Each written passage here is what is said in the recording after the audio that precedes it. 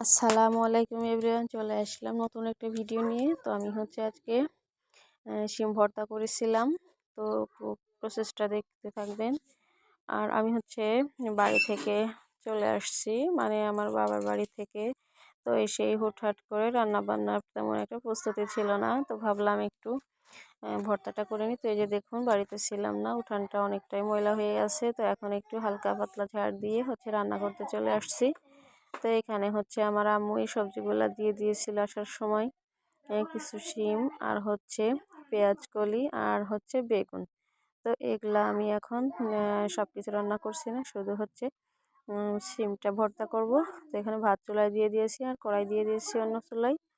তো এখন আমি শিমগুলা এভাবে মানে হাত দিয়ে একটু মানে এই যে আইসগুলা থাকে এগুলা পরিষ্কার করে নেব। তো প্রিয় আপু ভাইয়ারা যারা ভিডিওটি দেখা শুরু করেছেন, দয়া করে লাইক দিয়ে ভিডিওটি কন্টিনিউ করবেন।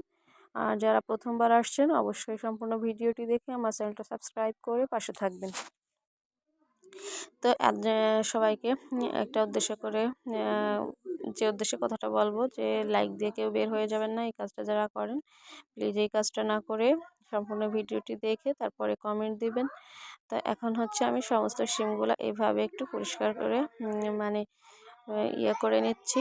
নিয়ে শিমগুলো আমি সেদ্ধ করে নেব। তো আমি এই যে দেখুন, শিমগুলো কিন্তু সুন্দর করে পরিষ্কার করে নিয়েছি। এখন সেদ্ধ করার জন্য চুলায় দিয়ে দিলাম। আর এদিকে ভর্তার জন্য পেঁয়াজ আর রসুনের কোয়া পরিষ্কার করে নেওয়া হয়েছে। তো এগুলো আমার ভর্তার মধ্যে দিতে হবে। আর এখানে আছে একবারে ধনিয়া পাতা টাটকা, ক্ষেত থেকে আমার মানে উঠে আনা, একবার টাটকা ছিল পাতাগুলা।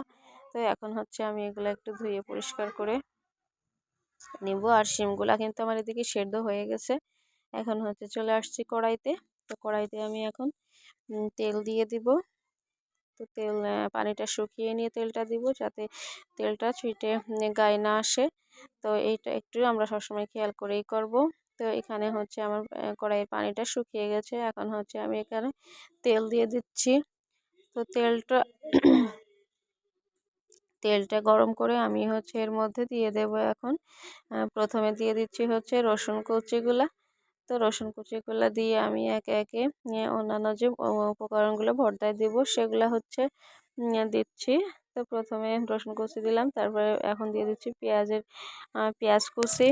তো এখানে যে পেঁয়াজ কুচিও দিয়ে দিলাম। তো পেঁয়াজ কুচি আর রসুন দিয়ে এখন আমি ধনিয়ার পাতাগুলো দিয়ে দিচ্ছি টুকরা করে। তো এগুলা দিয়ে সমস্ত কিছু একসঙ্গে ভালো করে একটু ভেজে নিব। তো প্রিয় আপু ভাইয়ারা অনেকেই কিন্তু সিম ভর্তা করতেছেন এই সিজনে। তো আমি যে প্রসেসে করলাম, যদি সহজ মনে হয় একবার হলে ট্রাই করবেন। তো এখানে আমি এগুলা দিয়ে একটু সেদ্ধ হয়ে আসলে এর মধ্যে এখন দিয়ে দিচ্ছি স্বাদ অনুযায়ী লবণ। তো লবণটা দিয়ে আমি আবারও ভালো করে নেড়ে চেড়ে মিশিয়ে নিচ্ছি।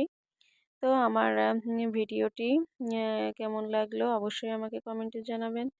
আর আমার ভর্তাটা যদি ভালো লাগে অবশ্যই বাসায় ট্রাই করে খেয়ে দেখবেন।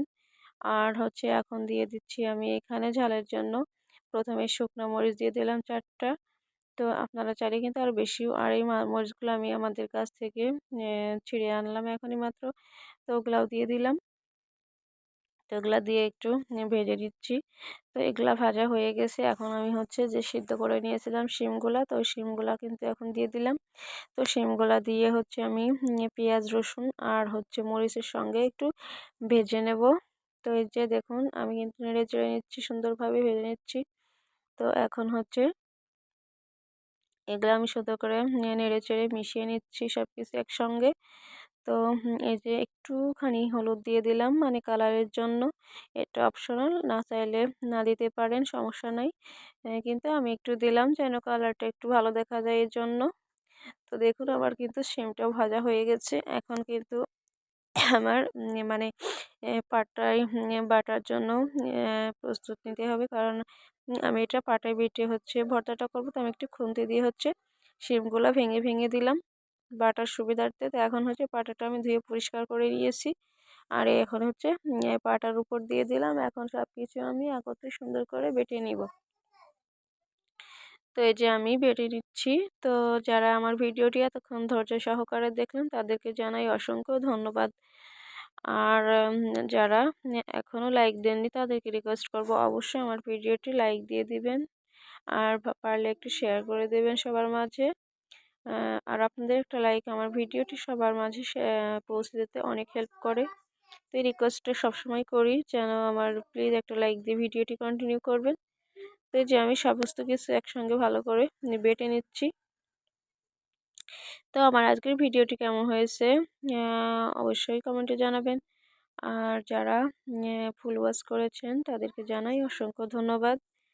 তো এখানে দেখুন আমার ভর্তাটা কিন্তু বেটে নেওয়া হয়ে গেছে। এখন হচ্ছে আমি কি করব, মানে ভর্তাটা উঠিয়ে নিয়েছি আর কড়াইতে জাস্ট একটু তেল দিয়ে হচ্ছে, মানে একটু মানে চুলা জ্বালানো হয়নি, এমনি শুধু উঠিয়ে একটু নাড়াচাড়া করে নিলাম। তো এই যে আমি প্লেটে উঠিয়ে নিয়েছি ভর্তাটা, দেখুন মাশাআল্লাহ অনেক সুন্দর হয়েছিল। আমার সন্ধ্যা হয়ে গেছিলো এই জন্য কালারটা এরকম বোঝাইতে পারিনি। তো আসসালামু আলাইকুম, আল্লাহ হাফেজ।